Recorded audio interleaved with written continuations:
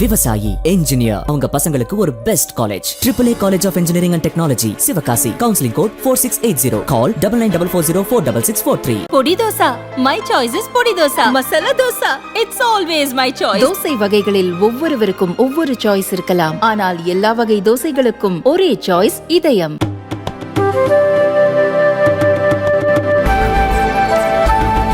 நேர்களே வணக்கம், இது சாணக்கியா. நான் உங்கள் அருண். இன்று நம்மோடு அரசியல் விமர்சகரும் மருத்துவருமான சுமன் ஸ்ரீராமன் இணைந்துள்ளார். கேட்பது நிறைய இருக்கிறது, வாருங்கள் கேட்கலாம். வணக்கம் சார். வணக்கம். நீங்க மருத்துவர், அதை தாண்டி ஒரு அரசியல் விமர்சகரும் கூட. நீங்க நம்ம பார்த்துட்டு வரக்கூடிய தமிழக அரசியல் தமிழகத்துல நடந்து வரக்கூடிய இந்த ஒரு பூதாகரமாக வெடித்திருக்கக்கூடிய விஷயம், கள்ளச்சாராய மரணங்கள், இது ஒரு மரண ஓலம் போல தமிழகம் முழுவதும் இருக்கிறது. ஒரு சேட் வைப். 50க்கும் மேற்பட்டோரை நாம் இழந்திருக்கிறோம். கள்ளக்குறிச்சியில மட்டும் இல்ல, சேலம், விழுப்புரம், அப்புறம் பாண்டிச்சேரி உட்பட பல இடத்துல இன்னும் 100க்கும் மேற்பட்டோர் இன்னும் கவலைக்கிடம்னு ஒரு சோகமான செய்தியும் வந்து கொண்டிருக்கிறது. இந்த விஷயம் கள்ளச்சாராய மரணம், இதுல உங்க ஃபர்ஸ்ட் டேக்னா என்னன்னு சொல்லுவீங்க? ரொம்ப துரதிருஷ்டவசமானது, தவிர்த்திருக்க வேண்டியது. அதுதான் இதுல ரொம்ப என்ன இப்போ ஒரு சாலை விபத்து நடக்குது அந்த மாதிரி இது இல்லை. இது பல ஆண்டு காலமாக ஒரு ஒரு கள்ளத் தொழில் அங்கு நடந்து கொண்டு அதை அரசாங்க இயந்திரம் தட்டி கேட்காமல் விட்டுவிட்டது. இது முழுமையாக தவிர்க்கப்பட வேண்டி இருந்த ஒன்று, பிரிவென்டபிள் இன்சிடென்ட். அதுதான் இதுல ரொம்ப ஒரு வருத்தம் அளிக்கிற விஷயம். ஏன்னா நிறைய நேச்சுரல் டிசாஸ்டர்ஸ்னு வரும், அது ஒரு லெவலுக்கு மேல நம்மளால கண்ட்ரோல் பண்ண முடியாது, தடுக்க முடியாது. ஒரு லிமிட்டுக்கு பண்ணலாம், அதுக்கு மேல பண்ண முடியாது. பட் இது அந்த மாதிரி இல்லை. இது மாத கணக்காக இது அரசாங்க அதிகாரிகளிடம் இதை பற்றி புகார்கள் அளிக்கப்பட்டு, காவல்துறையிடம் புகார்கள் அளிக்கப்பட்டு, சட்டப்பேரவையில் கடிதம் கொடுத்து கவன ஈர்ப்பு தீர்மானம் கொண்டு வரப்பட்டு, அதுக்கு பிறகும் நடவடிக்கை எடுக்காமல் இந்த அளவுக்கு ஒரு மிகப்பெரிய ஒரு துயர சம்பவம் நடந்திருக்குன்னா அது நிச்சயமா it's a preventable tragedy. And இது நிச்சயமா அரசாங்கம் இனி இது நடக்காமல் பார்த்து கொள்ள வேண்டியது அரசாங்கத்தினுடைய கிட்டத்தட்ட ஒரு கட்டாயம் அப்படின்னு கூட சொல்லலாம். இது ஒரு சிஸ்டம் ஃபெயிலியர்ன்ற விமர்சனம் வந்திருக்கு சார். நம்ம பார்க்கிறோம், லோக்கல் லெவல்ல கலெக்டரும் எஸ்பியும் டிரான்ஸ்ஃபர் செய்யப்பட்டிருக்காங்க. கலெக்டராவது ஒரு பணியிட மாற்றம், இவரு இன்னொரு ஹார்ஷ் கண்டிஷன் கூட வந்திருக்கு. இது ஒரு முந்தைய நாள், இந்த நடவடிக்கை பாய்வதற்கு முந்தைய நாள் பார்க்கிறோம், அவங்க பிளஸ் சிட்டி அங்க இருக்கக்கூடிய எம்எல்ஏ, அவங்க 3 பேர் சேர்ந்து ஒரு பேட்டி கொடுக்குறாங்க. இது கள்ளச்சாராயம் கிடையாதுன்னு ஒரு விளக்க பிரஸ் மீட். அடுத்த நாள் இந்த நடவடிக்கை, முதல்வரும் ட்வீட் போடுறாரு கள்ளச்சாராயம்ன்ற வார்த்தையை பயன்படுத்தியே. இதுல எங்க ஒரு முரண்பாடு ஏற்பட்டது, ஒரு அதிகார இதுல ஒவ்வொரு லேயர்ல ஒவ்வொரு கன்ஃபியூஷன் இருக்கும், கம்யூனிகேஷன் கேப் மாதிரி. இல்ல, கன்ஃபியூஷன் இருந்ததாக நான் பார்க்கல. நான் என்ன பார்க்கறேன்னா, அந்த லோக்கல் டிஸ்ட்ரிக்ட் கலெக்டர், அந்த டிஸ்ட்ரிக்ட் அட்மினிஸ்ட்ரேஷன் அரசாங்கத்தை பாதுகாக்கிறதுக்காக அந்த மாதிரி ஒரு பேட்டியை கொடுத்திருக்கலாம். அதே சமயம் ஃபோரன்சிக் ஃபோர்ஸ்ட்னு இல்லை. நான் என்ன நினைக்கிறேன்னா, ஃபர்ஸ்ட் அவங்க கலெக்டர் சொன்னது ஃபாரன்சிக் அனாலிசிஸ் முடிஞ்சு நமக்கு இது கள்ளச்சாராயம் என்று தெரிய வரல இது வரைக்கும் அப்படின்னு. ஆனா அது சொல்லியிருக்க வேண்டாம். அதனுடைய மீனிங் இது கள்ளச்சாராயம் அல்லங்கிறது தான் அது வெளியே ஃபுல்லா பரவிச்சு. ஸோ அதை சொல்றதுனால அவரே இது சேஃப்ங்கிற மாதிரி ஒரு உத்தரவாதம் கொடுத்துட்டாரு அப்படிங்கிற ஒரு இம்ப்ரெஷன் தவறாக பரப்பப்பட்டது. ஸோ நிச்சயமா இது வெறும் கலெக்டரை டிரான்ஸ்ஃபர் பண்றதோ எஸ்பியை சஸ்பெண்ட் பண்றதோ இதற்கு ஒரு தீர்வு கிடையாது. ஏன்னா இந்த வீடியோஸை நீங்க பாத்தீங்கன்னா, அந்த பகுதி மக்கள் என்ன சொல்றாங்க, பல வருடங்களாக 3-4 வருஷமா இது வித்துட்டு இருக்காங்க. அப்பப்போ வருவாங்க, நாங்க போய் புகார் கொடுப்போம், ஒரு 4 நாள் 10 நாள் வராம இருப்பாங்க, திருப்பியும் வந்துருவாங்க. வெளிப்படையாக தான் வித்தாங்க. காவல் நிலையத்திற்கும் நீதிமன்றத்திற்கும் மிகவும் அருகாமையிலேயே வச்சு வித்தாங்க. சோ இதெல்லாம் அரசாங்க இயந்திரத்திற்கு தெரியாமல் நடக்கக்கூடிய விஷயங்களாக நான் பார்க்கல. அதனாலதான் நான் சொல்றேன், வெறும் ஒரே ஒரு எஸ்பியும் ஒரு கலெக்டரையும், எஸ்பியை சஸ்பெண்ட் பண்ணி ஒரு கலெக்டரை இடமாற்றம் செய்யறதும், ப்ரொஹிபிஷன் என்ஃபோர்ஸ்மெண்ட் விங் இப்ப இருக்கிறவங்க அது கட்டாயம் நடவடிக்கை எடுக்கணும், அதுல மாற்று கருத்து இல்லை. ஆனால் அது ஒரு நிரந்தர தீர்வு கொடுக்காது. That is not the permanent solution. இதுல வந்து ஒரு மிகப்பெரிய ஒரு மாஃபியா நெட்வொர்க் வந்து இருக்கு. இது வெறும் கள்ளக்குறிச்சியோட நிற்க போவதில்லை, பல மாவட்டங்கள்ல இருக்கு அப்படின்ற விஷயம் வந்து நம்ம சோஷியல் மீடியால எரப்ட் ஆகிறத பார்க்குறோம். பல கான்ஸ்பிரசி தியரிஸும் சொல்றாங்க. இதுல வந்து அரசோட பின்புல சப்போர்ட் மறைமுகமா இருக்கும். அரசு அப்படின்னா நேரடியா மேல் மட்டத்தில் இருக்கக்கூடிய பவர் இல்ல, லோக்கல் லெவலில் இருக்கக்கூடிய எம்எல்ஏஸோட சப்போர்ட், மினிஸ்டர்ஸோட சப்போர்ட் கண்டிப்பா இருக்கும்னு சொல்றாங்க. நீங்களும் அதை சஸ்பெக்ட் பண்றீங்களா? இல்லைங்க, ஃபர்ஸ்ட் ஆஃப் ஆல் இது வந்து இந்த கள்ளச்சாராயம்ங்கிறது அங்கே லோக்கலாக ஏதோ ஒரு வீட்டில் உட்காந்து தயாரித்தது மாதிரி இல்லை. இதுக்கு மெத்தனால் தேவை. மெத்தனால் கலந்துருக்காங்கன்னா மெத்தனால் ஏதோ ஒரு இண்டஸ்ட்ரியிலிருந்து தான் வந்திருக்க முடியும். ஏன்னா மெத்தனால் வந்து ஒரு கண்ட்ரோல் சப்ஸ்டன்ஸ், அது வந்து நீங்கள் போய் கடையில் வாங்கிட்டு வர முடியாது. ஸோ ஏதோ ஒரு தொழிற்சாலைக்கு இப்போ ஏதோ கண்டுபிடிச்சிருக்காங்க, ஆந்திராவில் ஏதோ ஒரு தொழிற்சாலையிலிருந்து தான் அது பாண்டிச்சேரியில் வந்திருக்கதா சொன்னாங்க. இப்போ ஆந்திராலேருந்து ஏதோ ஒரு ஆந்திரா கெமிக்கல்ஸா ஏதோ ஒரு நிறுவனத்திலிருந்து பெற்றிருக்கிறதாக ஏதோ சொல்றாங்க. அது விசாரணையில் நமக்கு தெரிய வரும். ஸோ ஃபர்ஸ்ட் மெத்தனால் அவ்வளவு ஈஸியாக கிடைக்கக்கூடிய விஷயம் அல்ல. ரெண்டாவது, இது டிரான்ஸ்போர்டேஷன் பண்ணணும். இப்போ அங்கேயே தயாரிச்சு ஒரு தெருவுல இருந்து இன்னொரு தெருவுக்கு கொண்டு போய் கொடுக்குற மாதிரி இல்லை. அவங்க மக்கள் எல்லாருமே என்ன சொல்றாங்க, சார் எங்க தயாரிக்கிறாங்கன்னு தெரியாது சார், மலை பக்கம் தயாரிச்சு இங்க கொண்டு வர்றாங்கன்னு சொல்றாங்க. அப்படின்னா ஒரு டிரான்ஸ்போர்ட் நெட்வொர்க் இருக்கணும். ஏன்னா வழியில காவல்துறை பிடிச்சிட்டாங்கன்னா ஸோ அங்க சேஃபா கிராமமா வரத்துக்கு, ஊரா வரத்துக்கு அதுக்கு ஒரு நெட்வொர்க் இருக்கணும். மூணாவது, நேற்று ஒரு வீடியோ ஒன்று பரவிட்டு இருந்துச்சு. இன்ஃபேக்ட் எல்லா டிவி சேனல்லையும் கூட காட்டினாங்க. சேலத்துல சேலம் மாவட்டத்துல டோர் டெலிவரி சாராயம் வந்து ஒரு சாஷே பேக்கெட்ல கொண்டு போய் சைக்கிள்ல ஒருத்தர் போய் வீட்டுக்கு கொடுக்குற மாதிரி ஒரு இது காட்டினாங்க. ஸோ இது வந்து எதுவுமே வந்து ஒரு லோக்கல் லெவல்ல நடக்குது அப்படிங்கிற மாதிரி இல்லை. ஒரு நெக்ஸஸ், ஒரு ஆர்கனைஸ்டு, எவ்வளவு பெரிய ஒரு குரூப் அது. எல்லா மாவட்டத்திலையும் ஒரே குரூப்பா இல்ல ஒவ்வொரு மாவட்டத்துல வெவ்வேறு குரூப்பா? ஆனால் உங்களுக்கு எனக்கும் அதுதான் தோணுது, லோக்கல் லெவல்ல காவல்துறையினருக்கும் அரசியல் பிரமுகர்களுக்கும் தெரியாமல் இது நடப்பதற்கு வாய்ப்பு ரொம்ப கம்மி. அது ரொம்ப ரொம்ப கம்மி. ஏன்னா பொதுமக்கள் இவ்வளவு பேருக்கு தெரிஞ்சாதானே இது வாங்குவாங்க. அவங்க அவ்வளவு பேருக்கு தெரியும் போது காவல்துறைக்கு தெரியலன்னு எப்படி இருக்கு? It's not possible. இப்போ சென்னை போன்ற ஒரு நகரத்துல ஒரு 100 பேர் எங்கேயாவது குடித்தார்கள் என்றால், இவ்வளவு பெரிய நகரங்க, 60 லட்சம் 70 லட்சம் பேர் இருக்கிற இடத்துல ஒரு 100 பேர் எங்கேயோ சீக்கிரட்டா பண்ணாங்க. இதெல்லாம் சின்ன சின்ன ஊர்கள், கிராமங்கள். அதுல 200 பேர் 300 பேர் குடிக்கிறாங்கன்னா அந்த ஊருக்கே தெரிஞ்சிருக்கணும்ல. அப்ப எப்படி அங்க இருக்கிற காவலர்களுக்கு மட்டும் தெரியாம இருக்குமா? அரசியல் பிரமுகர்களுக்கு மட்டும் தெரியாம இருக்குமா? சோ இதெல்லாம் ஓரளவுக்கு லெவல் ஆஃப் பேட்ரனேஜ் இல்லாமல் இத்தகைய தொழில்கள் நடப்பதற்கு வாய்ப்பே கிடையாது. இதுல இன்டெலிஜென்ஸ் ஃபெயிலியர் இருக்குன்னு நினைக்கிறீங்களா சார்? ஏன்னா லோக்கல் லெவல்ல போலீஸ் விட்டுருக்கலாம், மேலிடத்திற்கு ஹோம் செக்ரட்டரிக்கு அவங்களுக்குலாம் இது இன்ஃபர்மேஷன் இன்டெலிஜென்ஸ்ல இருந்து போயிருக்கணும்ல? இல்லைங்க, அதாவது இன்டெலிஜென்ஸ்ல இருந்து எதுக்கு போனாங்க? அந்த ஏரியா எம்எல்ஏ கடிதம் கொடுக்குறாரு, இந்த மாதிரி நடந்துகிட்டு இருக்குன்னு. சரி, இது ஒரு சீக்ரெட் இல்லைங்க. நீங்க இன்டெலிஜென்ஸ் எங்க? 2 பேரு தனியா ஒரு சீக்ரெட்டா ஒரு பிளான் போடுறாங்க. அதுல இருந்து ஏதாவது ஒண்ணு கசிவு பண்ணி இன்டெலிஜென்ஸ் கண்டுபிடிச்சாங்கன்னா அது வெளியே தெருல தானே வித்துட்டு இருக்காங்க. இது என்ன பெரிய இன்டெலிஜென்ஸ் தேவை இதுக்கு? இல்ல, மேலிடத்துக்கு சொல்றேன். மேலிடத்துக்கு தாங்க. ஓப்பனா மார்க்கெட்ல வித்து கொண்டிருந்த ஒரு கிட்டத்தட்ட ஒரு கடை, போர்டு போட்டு ஒரு கடை இல்லையே தவிர கிட்டத்தட்ட ஒரு கடை மாதிரி நடத்திட்டு இருக்காங்க. சோ அந்த மாதிரி ஒரு சூழல்ல எல்லோருக்கும் தெரிந்தது தானே இது. மேலிடத்துக்குன்னா அவங்க வந்து ஹோம் செக்ரட்டரிக்கோ இல்ல சீஃப் செக்ரட்டரிக்கோ இதை எழுதி போட்டிருப்பாங்களான்னு தெரியாது.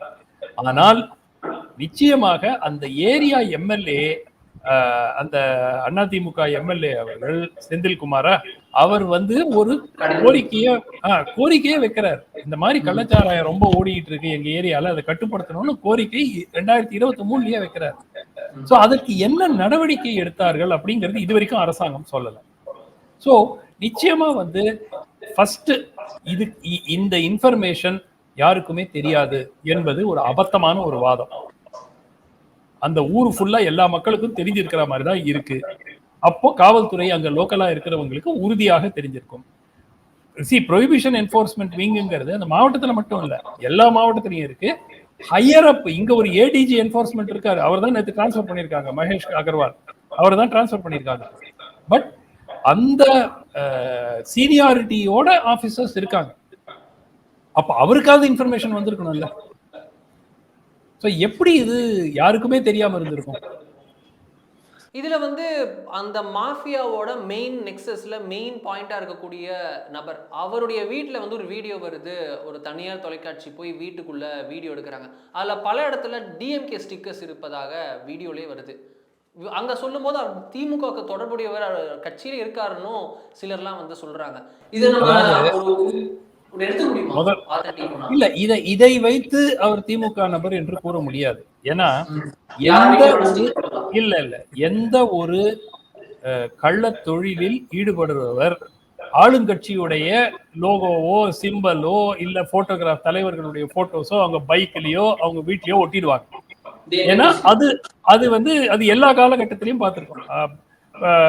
இப்போ நான் வந்து ஒரு ஒரு திருட்டு தொழில் நடத்துறேன்னாக்க ஆளுங்கட்சி பிரமுகர்கள் தலைவர்களுடைய போட்டோ அந்த கட்சியினுடைய சிம்பல் எல்லாம் போட்டுக்கிட்டேன்னா எனக்கு என்னன்னா லோக்கல் போலீஸ் வந்தாக்க கட்சிக்காரப்பா வேண்டாம், நம்ம அந்த பக்கம் போக வேண்டாம் அப்படின்னு போலீஸ் விலகிடுவாங்க அப்படிங்கிற நம்பிக்கையில அது போடுவாங்க. அப்கோர்ஸ் விசாரணையில தெரிய வரும் அவருக்கும் திமுக. ஏன்னா இன்னைக்கு எதிர்கட்சி தலைவர் எடப்பாடி அவர் சொன்னது வந்து 2 கவுன்சிலர்களுக்கு இதுக்கு தொடர்பு இருக்கு, லோக்கல் கவுன்சிலர்ஸ், அதை விசாரணை செய்ய வேண்டும் அப்படிங்கிற மாதிரி அவர் ஒரு கோரிக்கை வைத்திருக்கிறார்.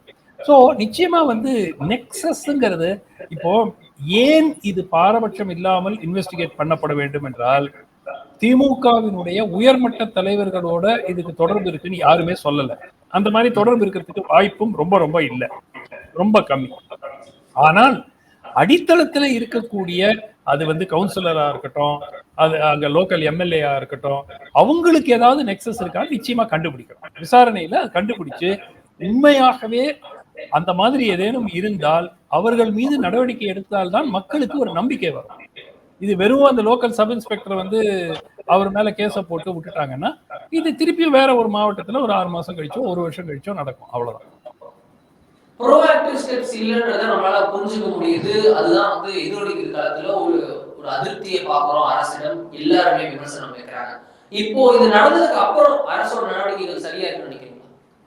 இல்ல, என்னை பொறுத்த வரைக்கும் இந்த சம்பவம் துயர சம்பவம் நடந்த பிறகு அரசாங்கம் துரிதமாக செயல்பட்டிருக்கிறாங்க. அவங்க ஆம்புலன்சஸ், மெடிக்கல் டீம்ஸ் என்னன்னா அந்த அதுவும் திரு எடப்பாடி இன்னைக்கு ரைஸ் பண்ணியிருக்காரு, அந்த ஆன்டிடோட் அப்படின்னு இருக்கு. ஸோ அந்த ஆன்டிடோட்டு வந்து அந்த மருந்து வந்து இல்லை, அந்த மருத்துவமனையில இல்லை, அரசாங்க மருத்துவமனையிலன்னு சொல்லியிருக்காரு. அது அரசாங்கம் அதுக்கு கிளாரிஃபிகேஷன் கொடுக்கணும் இருந்துச்சா இல்லையான்னு. ஆனால் அது இருக்கிறதுக்கு வாய்ப்பு குறைவு. ஏன்னா அது ரொம்ப காஸ்ட்லி மெடிசன் அண்ட் அதுக்கு அவ்வளோ யூஸ் கிடையாது. ஸோ அந்த மாதிரி ஒரு மருந்து அரசு மருத்துவமனையில அதுவும் 100கணக்கான டோஸ் எல்லாம் வைக்கிறதுக்கான வாய்ப்பே கிடையாது. ஏன்னா வாங்கி போட்டாங்கன்னா அது வேஸ்டா போறதுக்கான வாய்ப்புகள் ரொம்ப அதிகம். ஏன்னா அது யூஸே கிடையாது. இது தவிர ஒரு 100 கண்டிஷனுக்கு யூஸ் பண்ணலாங்கிற மாதிரி இல்லை. இதுக்குன்னு ஸ்பெசிஃபிக்கா மெத்தனால் பாய்சனிங்க்குன்னு ஒரு ஆன்டிடோட். ஸோ அதனால அதுவும் ஒரு ஒரு பிரச்சனையாக இருந்திருக்கலாம். பட் இந்த சம்பவம் நடந்த பிறகு லோக்கல் போலீஸ் அஃபிஷியல்ஸை சஸ்பெண்ட் பண்ணியிருக்காங்க, ப்ரொவிஷன் என்ஃபோர்ஸ்மெண்ட் சஸ்பெண்ட் பண்ணியிருக்காங்க, கலெக்டரை டிரான்ஸ்ஃபர் பண்ணியிருக்காங்க, ஏடிஜி என்ஃபோர்ஸ்மெண்ட்டை டிரான்ஸ்ஃபர் பண்ணியிருக்காங்க. இதிலெல்லாம் எந்த குறையும் கூற முடியாது. மருத்துவ ரீதியாக என்ன செய்ய முடியுமோ அதை வந்து செய்திருக்கிறார்கள். ஆன்டிடோட் இருந்தால் மேபி ஸ்டாக்ல இருந்திருந்தால் ஒரு சில உயிர்களை காப்பாற்றிருக்க முடியுமோ என்னவோ. பட் அதுவும் அரசாங்கம் கிளாரிஃபை பண்ணணும். ஏன்னா இது வந்து எதிர்கட்சி தலைவர் வைக்கிற குற்றச்சாட்டு. இது வரைக்கும் அரசிடம் இருந்து அந்த மருந்து இருந்ததா இல்லையான்னு பதில் வரல. ஸோ அது ஒன்று கிளாரிஃபை பண்ணணும். பட் அதர் தென் தட் பெரிய தவறு ஏதேனும் செய்திருக்கிறார்கள் கூறுவதற்கு இல்லை. ஒரே ஒரு விஷயம், இதை எப்படி திருப்பியும் வராம தடுக்க போறாங்க. இப்ப இன்னைக்கு பாத்தீங்கன்னா தூத்துக்குடியில 8 கோடி ரூபாய் போதைப் பொருள் ஏதோ ஒரு இடத்துல இருந்து பிடிச்சிருக்காங்கன்னு ஒரு செய்தி வந்திருக்கு.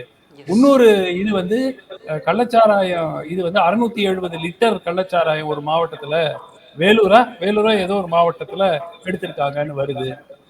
ஸோ ஏன் இது இந்த அளவுக்கு போதைப் பொருட்களினுடைய புழக்கமும் கள்ளச்சாராயத்தினுடைய புழக்கமும் ஏன் ஏற்பட்டிருக்கிறதுங்கிற கேள்வி வருது இல்லையா? ஸோ இதை வந்து அரசாங்கம் கவனிக்கணும்.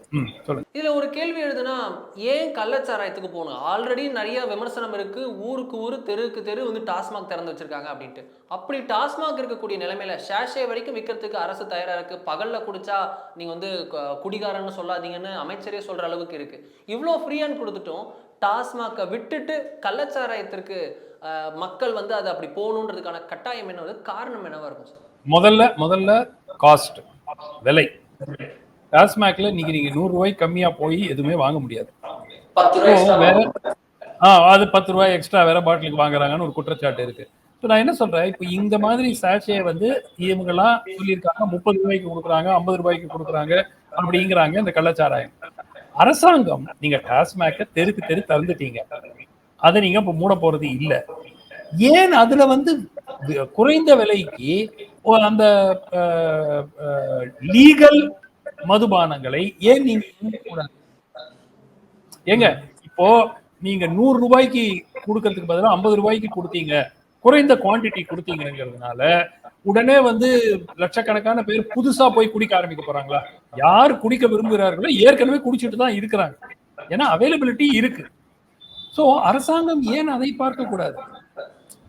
ஒரு காரணம் காஸ்ட், ரெண்டாவது காரணம் அவங்களுக்கு எக்ஸ்ட்ரா ஸ்ட்ராங்கா வேண்டி இருக்கிறது அப்படிங்கிறது. அதுவும் வந்து இப்போ கொஞ்ச நாளைக்கு ஒரு பர்டிகுலர் டைப் ஆஃப் ஆல்கஹால் போனாக்கா அது வந்து அந்த அந்த போதை அப்படிங்கிறது வந்து போதுமான அளவுக்கு இருக்காது கொஞ்சம் காலகட்டத்துக்கு பிறகு.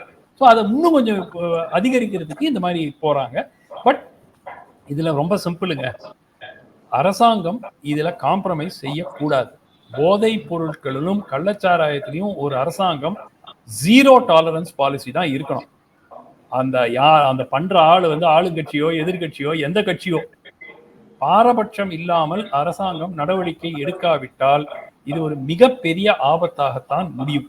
ஏற்கனவே எவ்வளவு 50 உயிர்கள், சென்ற ஆண்டு 52 உயிர்கள் லாஸ்ட் கவுண்ட். அங்க சென்ற ஆண்டு மரக்காணத்துல 22. ஒரே ஆண்டில் கிட்டத்தட்ட ஒரு 1 கேலண்டர் இயர்ல 13 மந்த்ஸ்ல 75 பேர் இறந்திருக்காங்க. எவ்வளவு பேர் கண் இழந்து மற்ற பாதிப்புகள் ஏற்பட்டிருக்க போறாங்க வாழ்நாள் முழுவதும். சோ இதுக்கு வந்து அரசாங்கம் பாரபட்சம் இல்லாமல் நடவடிக்கை எடுக்காவிட்டால் இத்தகைய சம்பவங்கள் நிச்சயமா தொடரும்.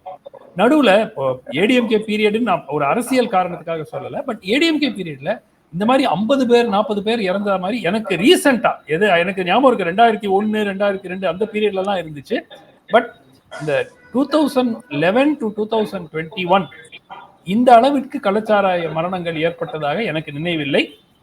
ஓரிரு இடங்களில் 1 நபர் 2 நபர்கள் இறந்ததாக செய்திகள் இருக்கும். பட் இந்த மாதிரி மாஸ் கேஷுவாலிட்டி எனக்கு நினைவு. இதுல வந்து திரு RS பாரதியுடைய மகன் வந்து ஒரு ட்வீட் போடுறாரு. இது போன்ற மரணங்களுக்கு காரணம் தரமற்ற மதுபானம் டாஸ்மாக்ல விற்கப்படுவது தான் அப்படின்னு ஒரு பார்வையில ஒரு ட்வீட் போடுறாரு. அதை நீங்க ஏத்துக்கிறீங்களா? அது வந்து ஒரு ஆளும் தரப்புல ஒரு முக்கியமான லீடருடைய மகனே இப்படி ட்வீட் போடுறதுன்னு எப்படி பார்த்தது? இல்லைங்க, முதல்ல நமக்கு ஒன்று புரிஞ்சுக்கணும்.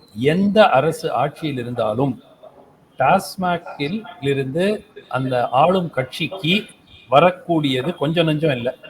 அதை வந்து எலக்ட்ரிசிட்டி போர்டில் எப்படி எந்த அரசு ஆட்சியில் இருந்தாலும் அந்த நிலக்கரி இம்போர்ட்ல வந்து அவர்களுக்கு ஒரு பெரிய ஒரு ஸ்டேக் இருக்கும்.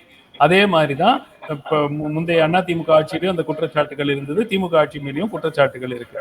அதே மாதிரி தான் இந்த டாஸ்மாக்ல எதுவுமே டிரான்ஸ்பரண்டா கிடையாது. எதுவுமே இப்போ டாஸ்மாக்ல போனீங்கன்னா உங்களுக்கு பில்லு கூட கொடுக்க மாட்டாங்க.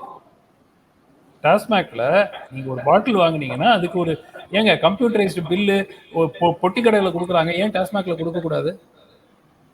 எவ்வளவு விற்கப்பட்டிருக்கிறது, எவ்வளவு மேனுஃபேக்சரிங், எவ்வளவு ப்ரொக்யூர்மெண்ட் எல்லாம் அவங்க கொடுக்குற நம்பரை நீங்க நம்ப வேண்டியதுதான், அவ்வளவுதான். சோ இது வந்து ஒரு ஆளும் மொனோபலி ஒண்ணுங்க. பட் டிரான்ஸ்பரன்சி, வெளிப்படைத்தன்மையே இல்லையே. இப்போ இது வந்து அரசாங்கம் விருப்பப்பட்டால் ஒரு நாளில் இதை மாற்ற முடியும்.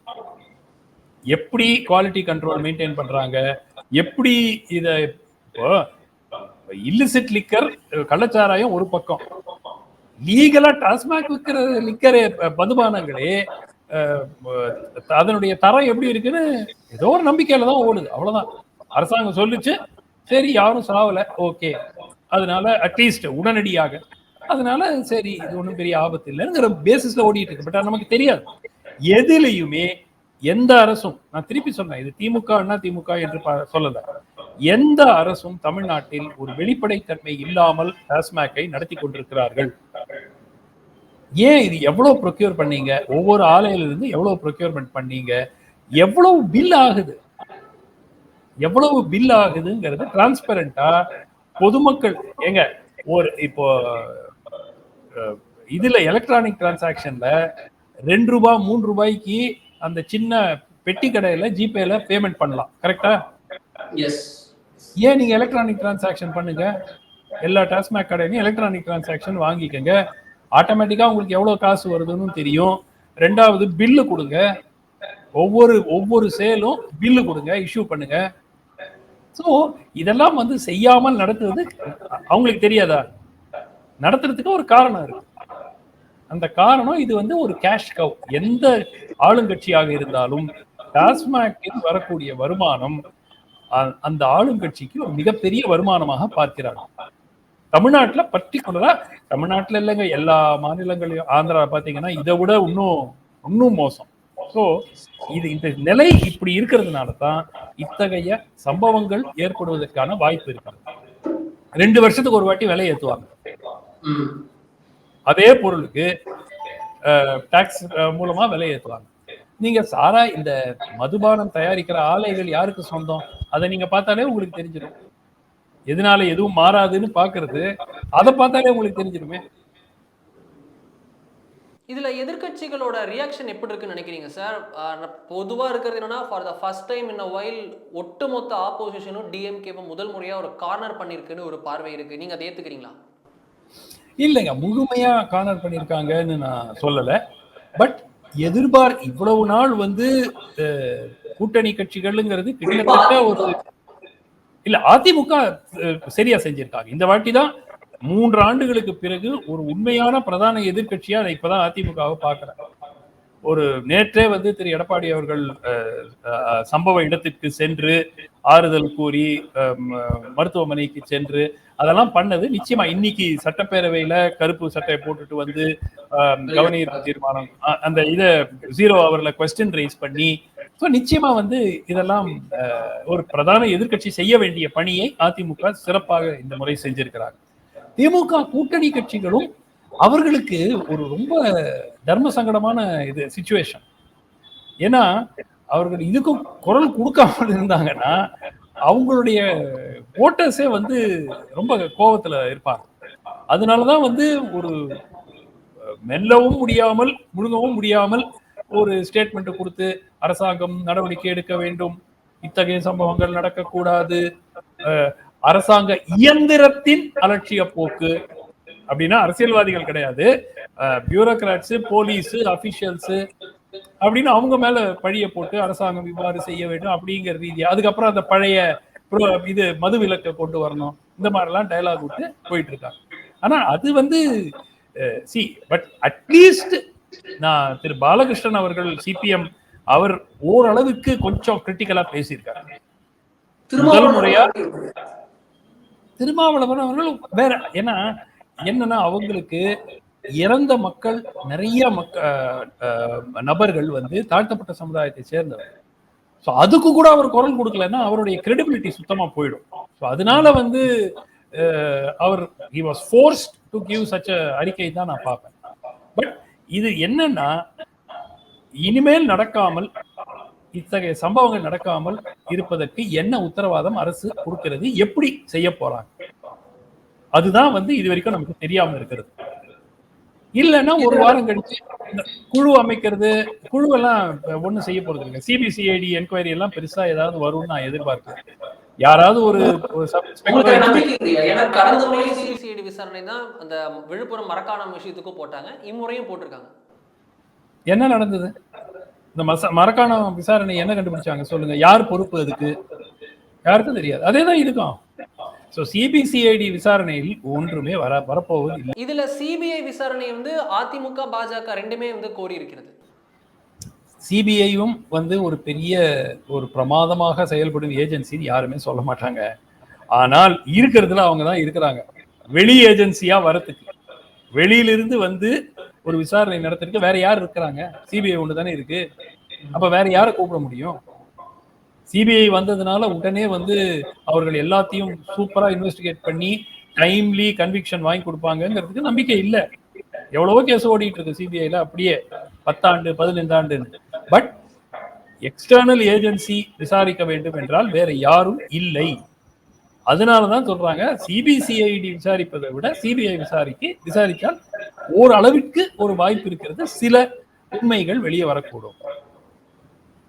இதுல திரு அண்ணாமலை வந்து ஒரு பார்வை வைக்கிறாரு. இதுல வந்து முழு மது விலக்கு என்பது பாசிபிலிட்டி இல்லை, அது அமல்படுத்துவது கஷ்டம். ஆனாலும் இந்த கள்ளச்சாராயத்தையும் ஒடுக்கணும், டாஸ்மாக்கையும் ஒடுக்கணும் அப்படின்னா இது ரெண்டுத்திற்கும் தடை விதித்து விட்டு கள்ளுக்கடைகளை திறக்க வேண்டும் அப்படின்னு ஒரு கோரிக்கை வைக்கிறாரு.